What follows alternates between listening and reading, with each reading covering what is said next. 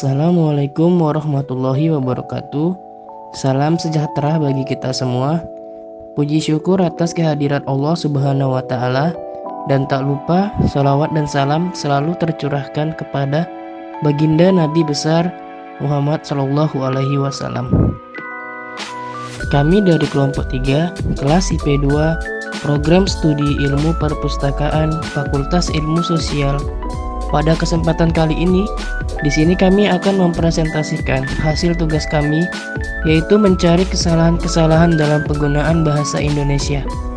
Sebelum menuju materi yang dibahas, saya akan terlebih dahulu memperkenalkan anggota kelompok saya. Yang pertama, saya sendiri sebagai moderator, Dwi Yuda Anggara 0601212047, dan rekan-rekan saya sebagai pemateri dalam video ini, yaitu ada Febriani Putri Utami, Adela Putri, Putri Jokhaira Rambe, dan Mairanda Adelia. Baiklah, tanpa panjang lebar, berikut penjelasannya. Assalamualaikum warahmatullahi wabarakatuh. Nama saya Putri Zuhaira Rambe, NIM saya 06012121049. Saya dari kelompok 3 mata kuliah Bahasa Indonesia ingin menjelaskan tentang ejaan Bahasa Indonesia. Apa sih ejaan Bahasa Indonesia itu? Jadi, ejaan Bahasa Indonesia atau yang disingkat EBI adalah ejaan Bahasa Indonesia yang berlaku sejak tahun 2015 berdasarkan Peraturan Menteri Pendidikan dan Kebudayaan Republik Indonesia Nomor 50 Tahun 2015 tentang Pedoman Umum Ejaan Bahasa Indonesia.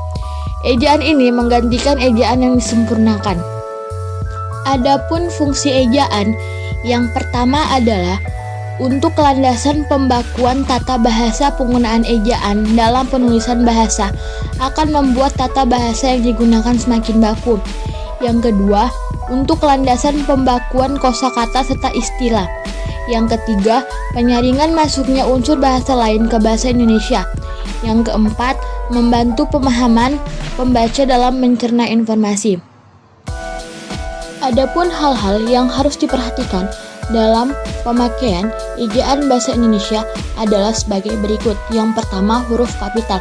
Huruf kapital bisa digunakan sebagai awal kalimat, sebagai huruf pertama gelar kehormatan, sebagai huruf pertama unsur nama jabatan, sebagai huruf pertama unsur nama orang, dan sebagainya.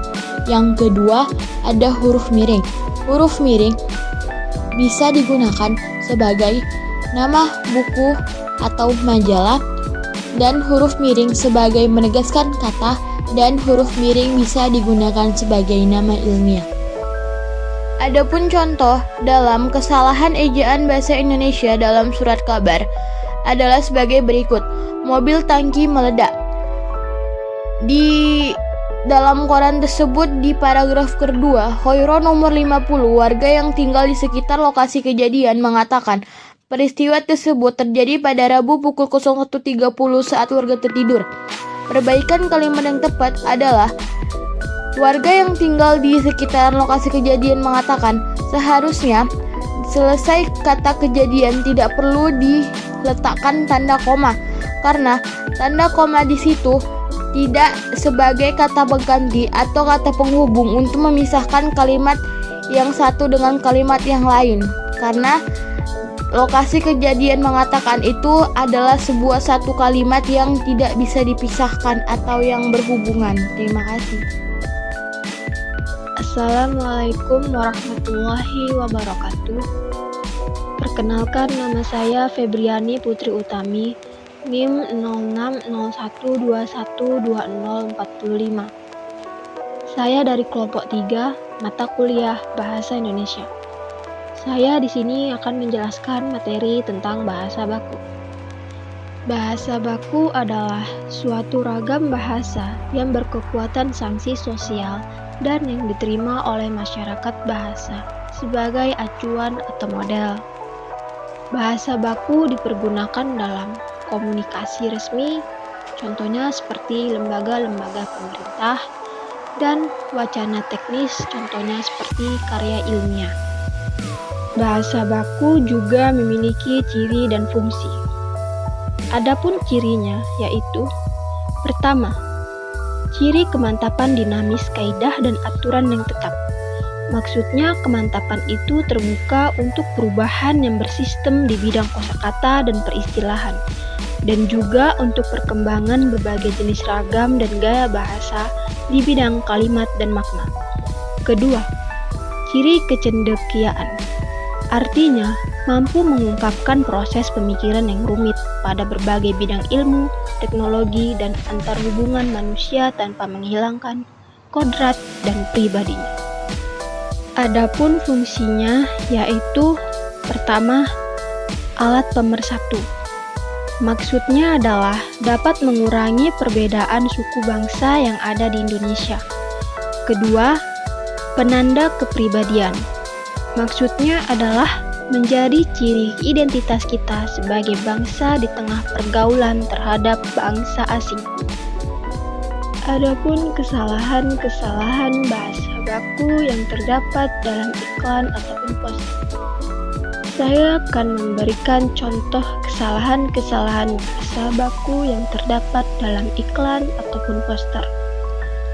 Nah, dapat kita lihat pada tulisan RP di gambar tersebut. Di gambar tersebut, RP-nya menggunakan titik. Itu salah. Yang benar, RP saja, tidak ada titiknya. Dalam hal ini, RP bukan singkatan rupiah, melainkan simbol atau tanda mata uang. Saya Miranda Delia, NIM 0601212050. Saya akan menjelaskan tentang diksi, yaitu pengertian diksi, fungsi diksi, jenis-jenis diksi, dan contoh diksi. Pengertian diksi. Diksi adalah pilihan kata di dalam tulisan yang digunakan untuk menggambarkan sebuah cerita atau memberi makna sesuai dengan keinginan penulis. Berdasarkan Kamus Besar Bahasa Indonesia (KBBI), diksi adalah pilihan kata yang tepat dan selaras dalam penggunaannya untuk mengungkapkan gagasan, sehingga penulis akan mendapatkan efek tertentu yang diharapkan ketika orang membaca karyanya. Karena itu, pemilihan diksi harus tepat dan lazim. Memilih diksi yang tidak tepat bisa menyebabkan perbedaan makna dan pesan penulis tidak akan tersampaikan. Penggunaan diksi hal ini bertujuan untuk mendapatkan makna yang tepat. Sebab itu, pemilihan diksi yang tepat akan mendorong munculnya imajinasi yang estetik dan puitik. Pengungkapan gagasan penulis. Selain itu, penggunaan diksi juga bisa diterapkan ketika berbicara di depan publik maupun beragam karya tulis. Setelah itu, saya akan menjelaskan fungsi diksi. Fungsi diksi. Diksi juga berfungsi memperindah suatu kalimat seperti diksi dalam suatu cerita. Diksi yang baik untuk menyampaikan cerita yang buntut, menjelaskan tokoh-tokoh, mendeskripsikan latar dan waktu, serta lainnya. Berikut ini beberapa fungsi pemilihan diksi dalam penulisan karya sastra. Nah, itu ada 4 macam. 1. Membantu pembaca memahami pesan karya sastra. 2. Komunikasi yang efektif. 3. Bentuk ekspresi. 4. Hiburan. Nah, saya juga akan menjelaskan jenis-jenis diksi. Diksi berbagi menjadi 2 jenis, yaitu diksi berdasarkan makna dan diksi berdasarkan leksikal. Berikut ini penjelasan antara kedua jenis diksi tersebut. A. Diksi berdasarkan makna. Jenis diksi berdasarkan maknanya masih terbagi menjadi 2 macam, meliputi makna denotatif dan makna konotatif. 1. Makna denotatif. Jenis diksi berdasarkan makna denotatif adalah diksi dengan makna yang sebenarnya dari suatu kata atau kalimat. Contoh diksi dengan makna denotatif ini yaitu jerawat disebabkan oleh sebum pada wajah. Jerapah memiliki leher yang lebih panjang dibanding hewan-hewan lainnya. Budi sangat bekerja keras untuk menggapai cita-citanya. Makna konotatif. Jenis diksi berdasarkan makna konotatif adalah diksi kata atau kalimat yang memiliki arti bukan sebenarnya. Diksi dengan makna konotatif ini dipengaruhi oleh nilai dan norma yang dipegang oleh masyarakat tertentu. Contohnya, banyak pahlawan yang telah gugur dalam medan perang. Gugur memiliki makna yang artinya meninggal dunia. Tasya adalah anak emas di kelas karena perilakunya yang sangat rajin. Anak emas memiliki makna anak yang paling disayang. Diksi berdasarkan leksikal. Jenis-jenis diksi berdasarkan leksikal juga berbagi menjadi beberapa macam, antara lain sinonim. Sinonim merupakan dua kata atau lebih yang memiliki persamaan makna. Contohnya, pemilihan diksi berdasarkan leksikal antonim, seperti naik sinonimnya turun, besar sinonimnya kecil, tinggi sinonimnya rendah, dan hemat sinonimnya boros. Homonim. Homonim merupakan pemilihan diksi yang memiliki pelafalan dan ejaan sama tetapi artinya berbeda satu sama lain. Contoh pemilihan diksi berdasarkan leksikal homonim seperti kata bulan yang bisa memiliki makna sebagai satelit alami di bumi sekaligus arti waktu. Homofon. Homofon adalah pilihan diksi yang memiliki ejaannya dan makna berbeda, tetapi pelafalannya sama. Contoh diksi berdasarkan leksikal homofon seperti bank dan bank. Kedua kata itu memiliki arti dan ejaan yang berbeda, tetapi pelafalannya terdengar mirip. Homograf. Homograf adalah kata yang memiliki lafal dan arti berbeda, tetapi ejaannya yang sama. Contoh pemilihan diksi berdasarkan leksikal homograf seperti makanan. Kesukaan Karin adalah tahu goreng dan Karin tidak tahu kalau hari ini dia libur. Hal ini tahu memiliki ejaan yang sama tetapi bunyi dan maknanya yang berbeda. Polisemi. Polisemi adalah diksi atau frasa kata yang memiliki lebih dari satu arti, seperti bunga dan kepala.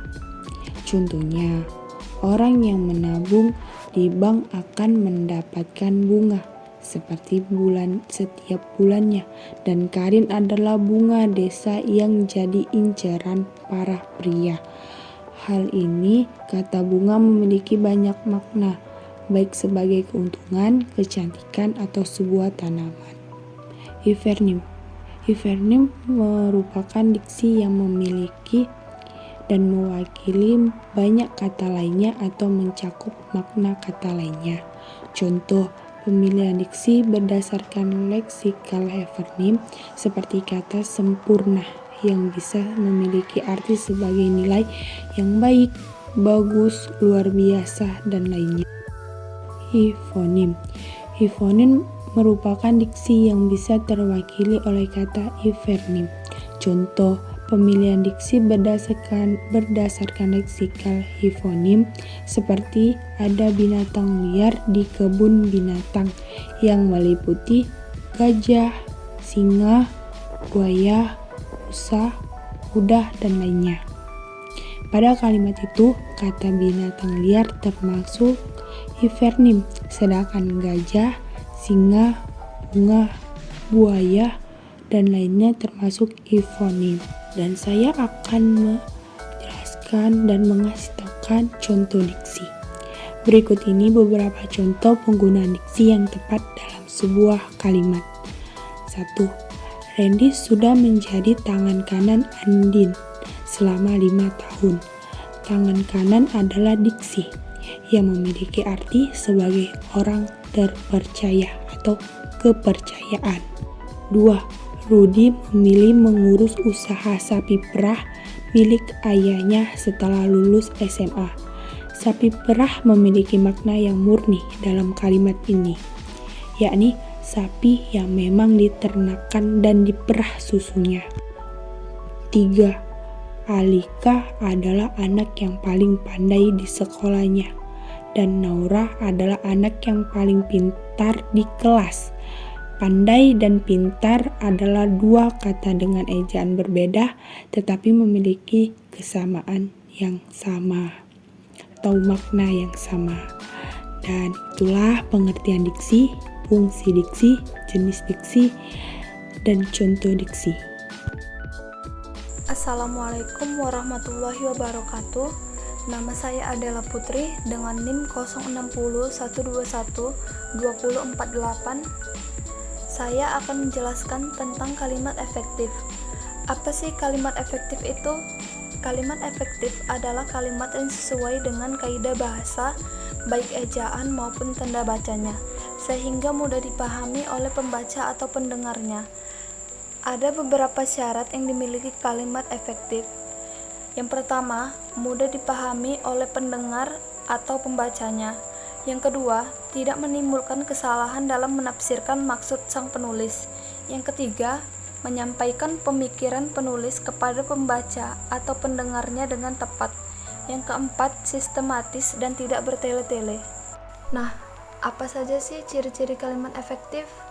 Kalimat efektif memiliki ciri-ciri yang harus dipenuhi. Yang pertama, kesepadanan struktur.